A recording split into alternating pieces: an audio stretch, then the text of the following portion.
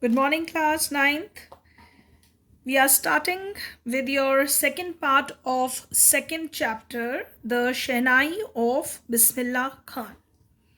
When first we heard of this name, suddenly the sound of Shehnai came into our ears when we talk of Ustad Bismillah Khan. He is one of the greatest musician of our country. This side of your book, so many music maestros are pictures are given here. Many of them are very famous. First picture is of Pandit Hari Prasad Chaurasia, and then the second picture is of Azad Ali Khan, Amzad Ali Khan, Ustad Amzad Ali Khan, and Ustad Bismillah Khan, Zakir Hussain. Few of the names, seeing the picture, immediately you recognize these pictures, who are the music maestro of our country.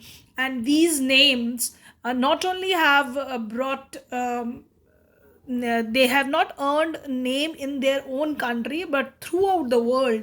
These musicians are so famous that their music concerts are heard by thousands of people all over the world. They are appreciated for their music which they play.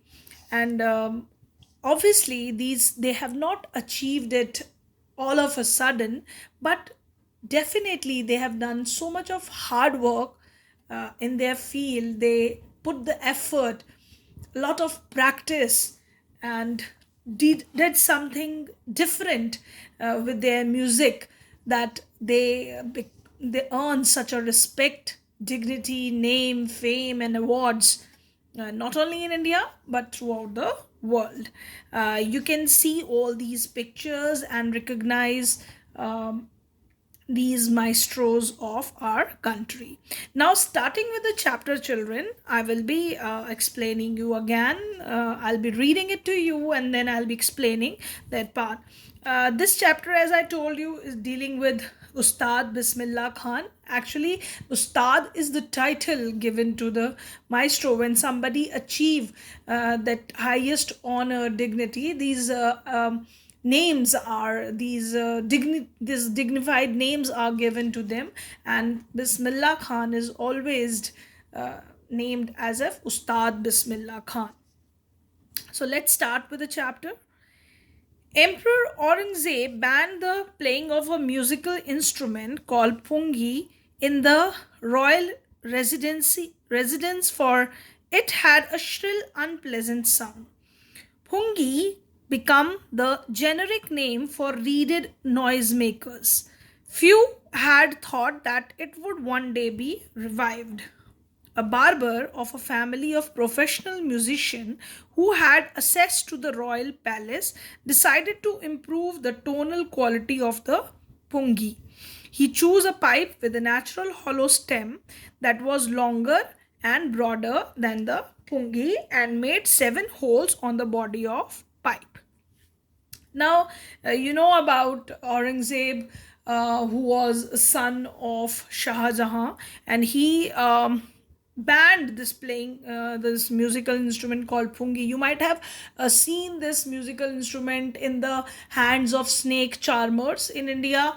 We have seen snake charmers shows who how the way they did their shows on the streets with the snakes. Obviously now it is banned to show such kind of shows on the street with snakes, but snake charmers used to, as our country is named like that earlier, the country of snake charmers. So these snake charmers use this instrument pungi, and Aurangzeb didn't like the sound, and so he banned this musical instrument because he didn't like the sound, because the pungi has a very shrill kind of sound. So he was he they this pungi was almost considered as a noise making instrument in that time. So nobody has thought in that time that one day this instrument would be revived in different way. So one barber, he was uh, he belongs to the family which those were musicians. So this barber, what he did, he improvised this instrument pungi. As pungi was little bit thick, so he chose a pipe with little bit hollow stem which was hollow from inside. Then he made some holes in that body of that stem, and then he started playing it with small holes. When he played on it, closing and opening some of these holes, soft and melodious sound were produced. He played the instrument before royalty, and everyone was impressed. Now this barber, when he played this instrument before in front of royalty refers to the royal people. So, and the people in the royal court were very impressed because he has the access to these royal people. Now you can see in the picture the difference between pungi and shehnai. So he developed this pungi because this also have holes in it. So it was broader in between, but it creates shilling sound. So he developed a hollow kind of pipe with that small holes made into it, and then this instrument was made by this barber. Now the instrument was different from pungi, had to be given a new name. So new name should be given. So as the story goes, since it was first played in Shah's chambers and was played by a nai, nai is the Hindi name for barber. So the instrument was named as Shehnai because this barber, that is in Hindi we call it nai. So he played this instrument first time in the royal court. In the royal court, in that time it was called Shahi Darbar. So they named this instrument as Shah and Nai. They add these two words, so it is called as Shehnai. So this is the story of naming this instrument, which is told to us, and it was invented by a Nai. That is, we call it barber in English and Nai in Hindi. So this is the story behind the name of this new wind instrument. The sound of the Shehnai began to be considered auspicious, and for this reason it is still played in temples and in the is an indispensable component of any northern Indian wedding. You might have seen that many of the people, when the wedding ceremonies occur, and even in the temples, Shehnai is considered as very auspicious, which is considered as for good fortune. Auspicious refers to something which bring fortune. So playing this is considered as very good in past time also, and even today in North Indian weddings also it is played. In the past, the Shehnai was part of Naubat, or traditional assemble of 9 instruments found at royal court. Now, what is Naubat? Naubat is a kind of this in the royal court, the kings used to consider few instruments as very important, and they are played in the royal court. So Shehnai was part of it. Till recently, it was used only in temples and weddings.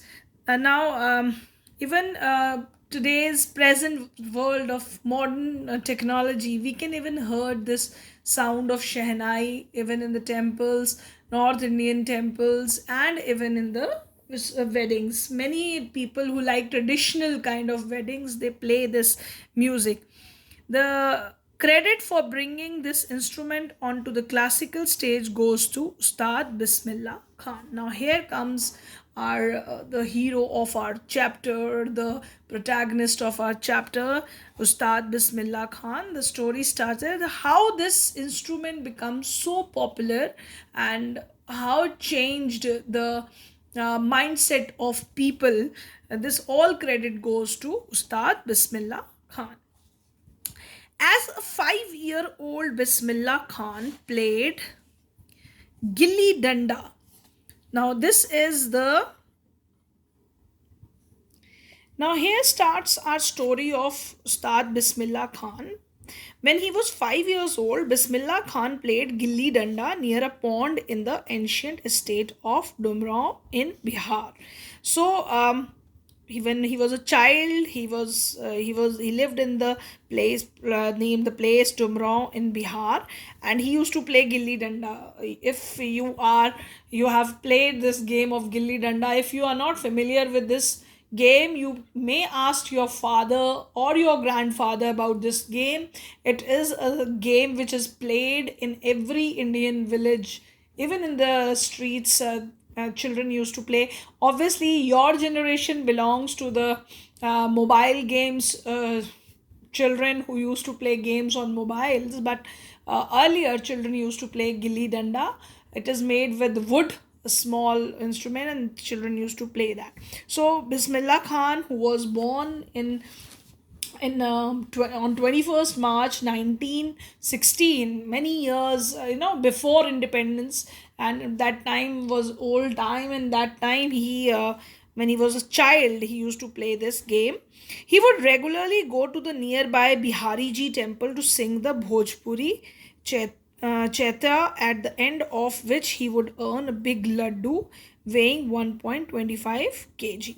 So Ustad Bismillah Khan was a Muslim, but still, what he used to do, he used to go to Bihari Ji's temple. Bihari Ji is refers to Lord Krishna, this temple, and he used to sing the Bhojpuri song at there in praise of God. Because he wanted laddu, which was 1.25 kg. To get that laddu, he used to sing that song as a prize from local Maharaja. This happened 80 years ago, and this when the story was written, it was probably in the end of 1990s.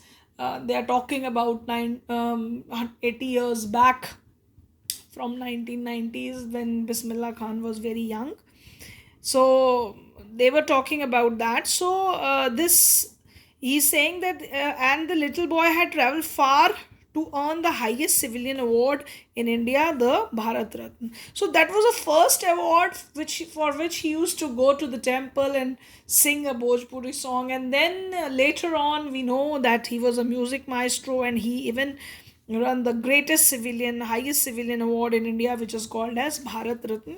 His journey started from there, and how he reached that journey, that we are going to know about his life through this chapter. And born on 21st March 1916, they tell you the date of birth of Ustad Bismillah Khan. Bismillah belongs to a well-known family of musicians from Bihar. His grandfather, Rasul Baks Khan, was the Shehnai Nawaz of Bhojpur King's Court.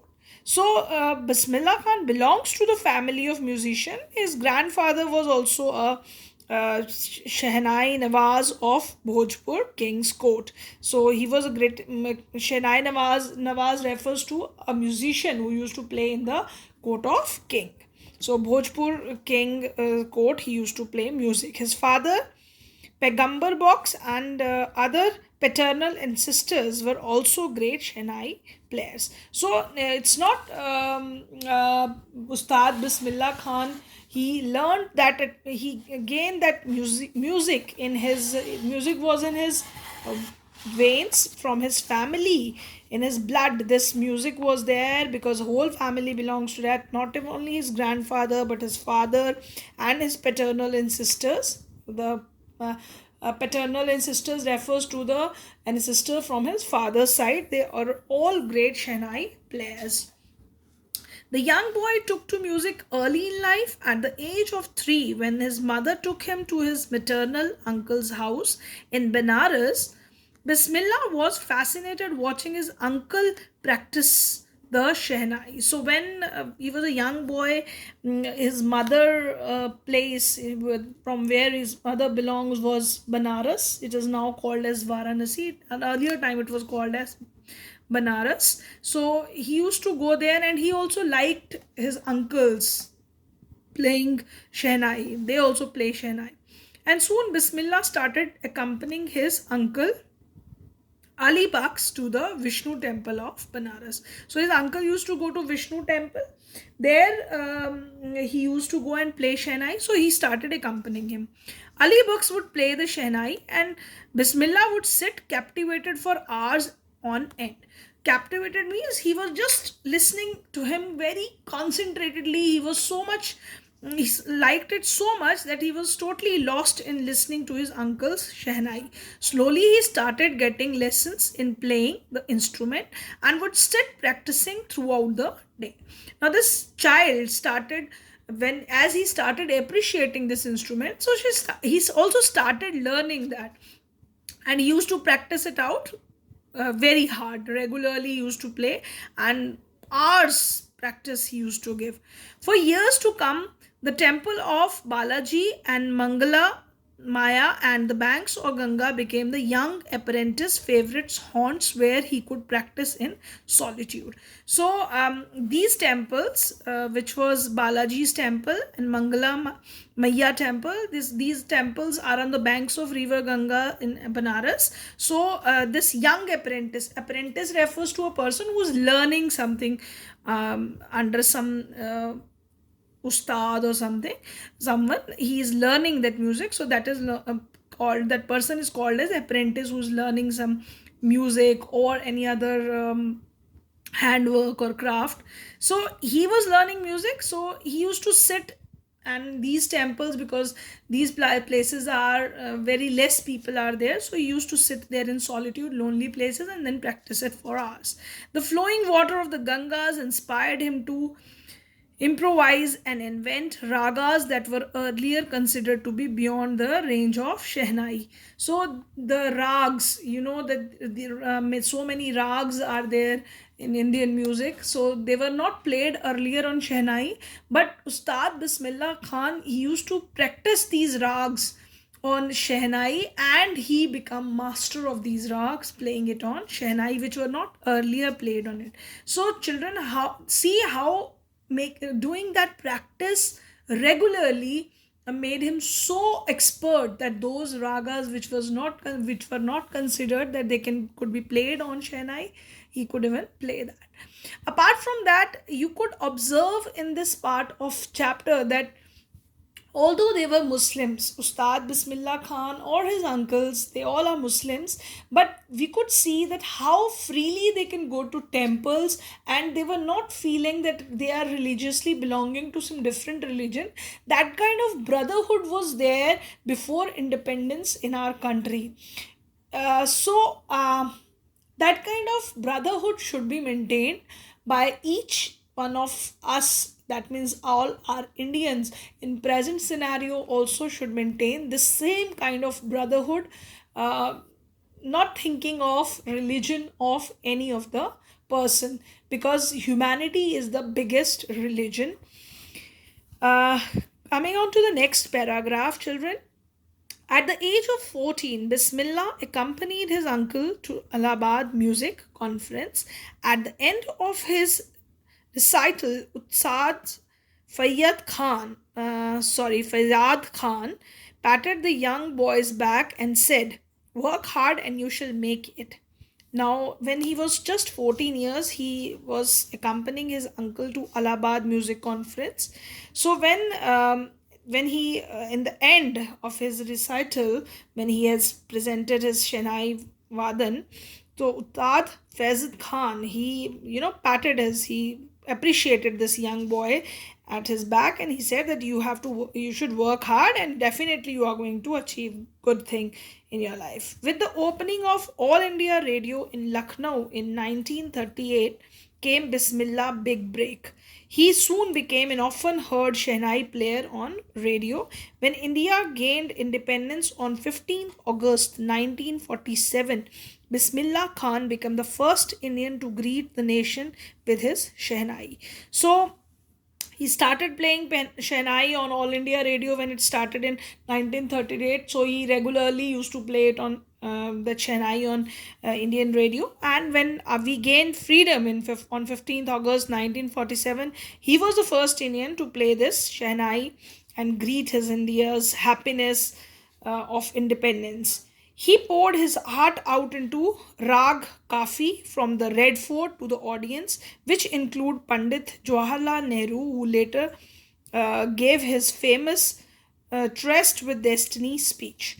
Now, you know that the first speech of Jawaharlal Nehru was Tryst with Destiny, and if you search for his speech, you can hear that, and at the same time you can even heard the rag which was played by Ustad Bismillah Khan on this occasion of 15th August. So it was really an honor which was that Ustad Bismillah Khan played this Shehnai Vadan at that time when we become independent. So Bismillah Khan was given many memorable performances both in India and abroad. His first trip abroad was to Afghanistan, where King Zahir Khan was taken in by Maestro, that he gifted him priceless Persian carpet and other sovereigns. The king of Afghanistan was not the only one to be fascinated with Bismillah's music. Film director Vijay Bhatt was so impressed after hearing Bismillah play at festival that he named a film after the instrument called Goonj Uthi Shehnai. So, Bismillah Khan has done so many performances not only in India but in other countries. In Afghanistan, when he performed King Zahir Shah, he was so much appreciating him that he gifted him a priceless Persian carpet even. And this King of Afghanistan was really appreciating his music. And film director Vijay Bhatt, he made a film. He was so much impressed by his Shehnai that he made this film Goonj Uthi Shehnai, in which Ustad had played so much of Shehnai Vadan could be heard in this film of Vijay Bhatt. So this film was a hit also, and one of Bismillah Khan's composition, Dil Ka Khilona Hai Toot Gaya. This is an old movie song. If you could have asked from your grandparents or even your parents, this is very popular song of Indian film industry. Turned out to be the nationwide chart buster at that time. Despite this huge success in celluloid world is referred to the television world. Bismillah Khan ventures in film music were limited to two: Vijay Bhatt's Goonj Uthi Shehnai and Vikram Shri Nivas Kannada Ventures Sandhya Apna. So he has only performed in two of the movies, although these were blockbuster, but he performed in these two movies and not later on after that. I just can't come to terms with the artificiality and glamour of the film world. And why he didn't perform? Because he don't like the artificiality of this glamorous world. So that refers that he is a very simple man.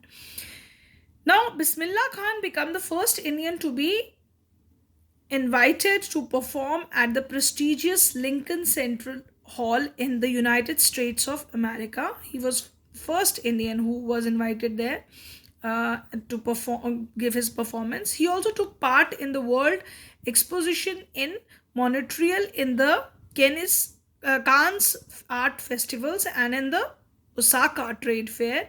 So these are the places where he had performed, so well known that he became the internationally that an auditorium in Tehran was named after him. He becomes so much famous internationally that in Tehran after his name, this auditorium was named Tahar Mosik Ustad Bismillah Khan. So national awards like Padma Shri, the Padma Bhushan and the Padma Vibhushan were conferred on him. These awards were, and many other awards were also awarded to him, but these are one of the topmost three awards of our country. But other awards, so many awards were conferred on him. In 2001, Ustad Bismillah Khan was awarded India's highest civilian award. So he was given the highest civilian award, that is a Bharat Ratna. This was in 2001.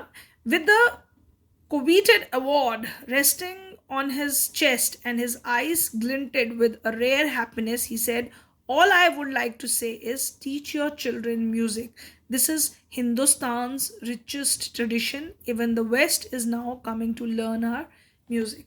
So when he got this award, what he wanted, that people should learn Indian music. People are running after Western culture, Western music, but he wanted that we should teach our children Indian classical music, which is rich, and because even the whole world wanted to learn this music.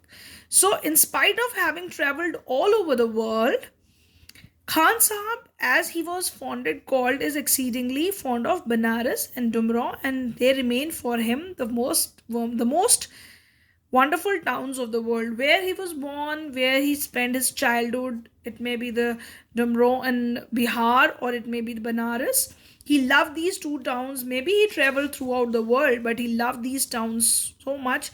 A student of his once wanted him to head a Shehnai school in the USA. One of his students who learned from him Shehnai, he wanted that he should uh, work as an head of USA school for music, and the student promised to recreate the atmosphere of Banaras by replicating the temples there. He also said that he is going to create the atmosphere of Banaras in that place.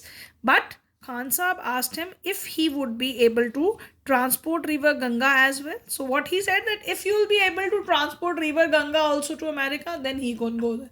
So that remarks showed his love for his country, for these rivers and the places where he has spent his childhood. So that also reflect his simplicity. Later, he is remembered to have said, that is why whenever I am in foreign country, I keep yearning to see Hindustan. So he loved Banaras and River Ganga and Damro so much that he wanted to come back to India whenever he goes for performance in the foreign land. While in Mumbai, I think of only Banaras and the Holy Ganga, and while in Banaras, I miss the unique Matha of Dumra. So he like the Matha. Matha refers to the curd which we drink in the form of a drink. So he loved that, and then he was such a simple man that he loved his country so much. Now, Ustad Bismillah Khan's life is perfect example of the rich culture heritage of India. So he reflects the culture of India, one that effortlessly accept that is devout Muslim like him can be very naturally play the Shehnai every morning at the Kashi Vishwanath temple. He was attached to Kashi Vishwanath temple, and so even he was a devout Muslim means he believed strongly in his religion. But he was very simple that he was even used to play Shehnai at Kashi Vishwanath temple. So this shows how they consider and respect each other religion. Being a Muslim, he respect Hinduism, and Hindus, he being Muslim, they accept him as a human being at their temple. So there was no kind of any conflict at that time.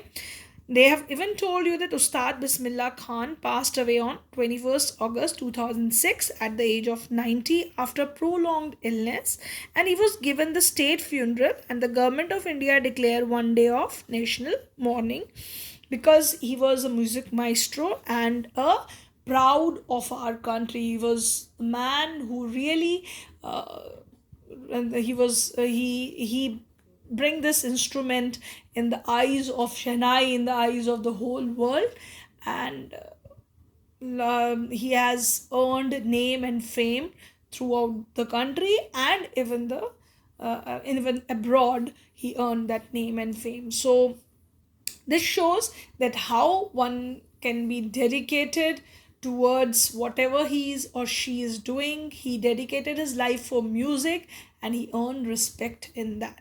So, with this, children, I end up this chapter. You all have to write down the word meanings written on the side of the chapter in your notebooks. Thank you, class. Thank you very much.